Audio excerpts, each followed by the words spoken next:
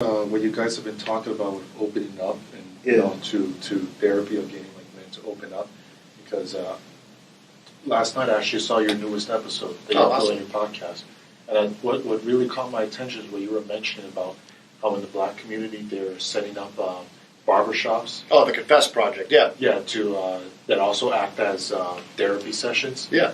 And I thought that was so ingenious. Yeah, right? It kind of like makes it a bit more incognito. You also get a normal service that you normally get. It makes it more approachable.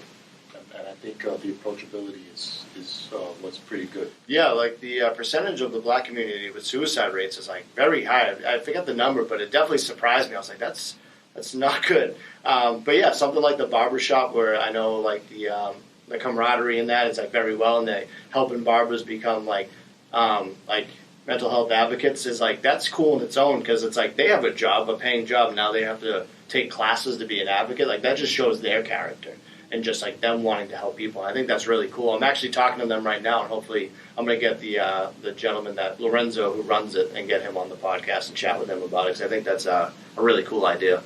Yeah, and also the barbershop is a natural therapy. For when I go to a barber, like before I found my new barber, like when I used to live in Mattapan, we would just when I get my haircut, it is like a convo between me and the barber, right? Which is like the best experience. Not when you have the barber that dances and just talk to his friend, right? And do that. See, I don't know anything about barbers right now. It took me a second. I haven't been one in quite some time, so I'm a fan of them. I'm glad they're helping people out, but yeah, I haven't done one in a while. But yeah, my current barber, I forgot, it's in Weymouth, I think. I haven't done Weymouth. But my current barber, she is honestly the best. Because she's very, she's not rough with your hair. I'm sorry. that comment. But yeah, she talks with you, and like honestly, it doesn't feel like I was getting a haircut. I sat down, and when I got out, there was a lot of hair that I was missing. But yeah, so it was kind of like one of those things. It was like I absolutely love my new barber. Yeah. And it was like the first woman barber I've ever had too, so that was crazy. Yeah, it's kind of cool because like you have friends and then you have like acquaintances that you can be comfortable with that you see every so often. So it is good. It's just like meeting people, like even talking to you guys, like I feel great right now. So it is like cool meeting new people and being able to talk about things like that. Yeah, I've been kind of having this thing with like as a podcaster, it's like finding new guests.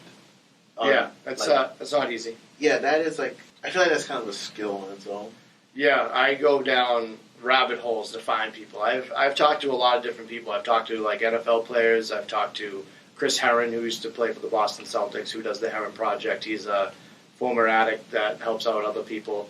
I've had an adult film star on there that talked about her community and like what she deals with. I just had on Dane Cook. I don't know if you know him, stand-up comic. He's been around for a bit. I've heard the name. Yeah, I just had him on, but like you really have to put in the work to find those people. It's like I'm on Twitter typing in keywords like mental health and just like finding advocates. Like Dane Cook, I was messaging for like a year plus, and he finally got back to me. And we recorded yesterday, so hopefully that comes out in like a week or so. But yeah, finding guests, it's cool because in a way like when I find them and I tell them what we're going to talk about, they're very eager to get into it because they never get to talk about it. Like I talked to these two people. It's John's Crazy Socks. It's a sock company owned by a gentleman with Down syndrome, and it was him and his dad, and we had such a great time. And John was just like a delight. He like almost made me cry because he had like the best motivational like words at the end of it. I loved it, and the dad commended me. I don't get many emails after the interview. He emailed me, and this guy they've been on like. They did like a Microsoft commercial. They were on the Today Show, and he goes, "This is one of my favorite podcasts because no one ever asks about the behind the scenes mental health wise." He's like talking about my son.